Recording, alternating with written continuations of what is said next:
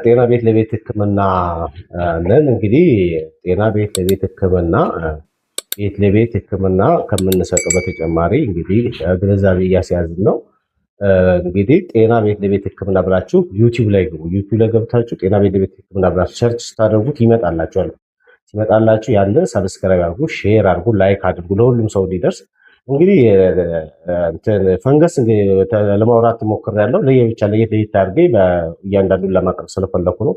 እግር ላይ የመሰነጣጠቅ እና የመፈርፈር፣ ሁለተኛ ደግሞ የመቁሰል ጣታችን በእያንዳንዱ በእግራችን ጣቶች መሀል ላይ የመቁሰል ነገር፣ የእግር ሽታ መምጣት፣ ልክ እንደዚህ አይነት ነገር የሚያመጡ ፈንገሶች በውስጠኛው የሰውነታችን አካል ውስጥ መራባት የሚችሉ ፈንገሶች ስለሆኑ ለእነዚህም በቀላሉ ለመከላከል የእግር ሽታን ለማጥፋት ፈንገሱን ለማጥፋት በላይ የሚቀባ ነገር ብቻ ሳይሆን የሚቀባው እንዳለ ሆኖ በክሬም መልክም አለ። ግን በዱቄት መልክ ካንዲድ የሚባል አለ። ካንዲድ የሚባል በዱቄት መልክ የተስተካከለ መድኃኒት አለ። እሱም እግርን ከታጠቡ በኋላ በማሸት እርጥበቱ ሳይለቅ በማሸት እሽት አድርጎ ጫማን ወይም ካልሲን አድርጎ መተኛት። ከዛም ባለፈ ጫማ ውስጥ ደግሞ በመነስነስ ነስሶ በመርገጥ ያንን ነገር ማጥፋት ይቻላል።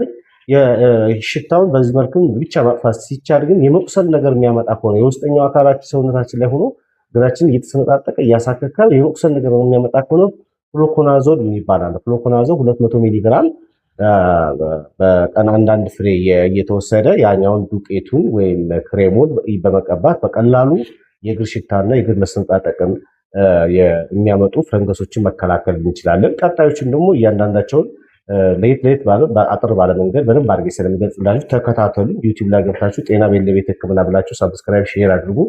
ለዛሬ እዚህ ላይ ይዤላችሁ የመጣሁትን ጨርሳለሁ። አመሰግናለሁ። ጤና ቤት ለቤት ሕክምና ነን። እንግዲህ ጤና ቤት ለቤት ሕክምና ቤት ለቤት ሕክምና ከምንሰጠው በተጨማሪ እንግዲህ ግንዛቤ እያስያዝን ነው።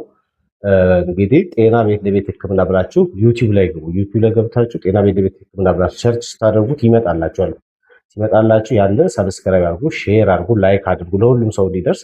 እንግዲህ ፈንገስ ለማውራት ሞክሬያለሁ። ለየብቻ ለየት አድርጌ እያንዳንዱን ለማቅረብ ስለፈለኩ ነው። እግር ላይ የመሰነጣጠቅ እና የመፈርፈር፣ ሁለተኛ ደግሞ የመቁሰል ጣታችን በእያንዳንዱ በእግራችን ጣቶች መሀል ላይ የመቁሰል ነገር፣ የእግር ሽታ መምጣት፣ ልክ እንደዚህ አይነት ነገር የሚያመጡ ፈንገሶች በውስጠኛው የሰውነታችን አካል ውስጥ መራባት የሚችሉ ፈንገሶች ስለሆኑ ለእነዚህም በቀላሉ ለመከላከል የእግር ሽታን ለማጥፋት ፈንገሱን ለማጥፋት በላይ የሚቀባ ነገር ብቻ ሳይሆን የሚቀባው እንዳለ ሆኖ በክሬም መልክማ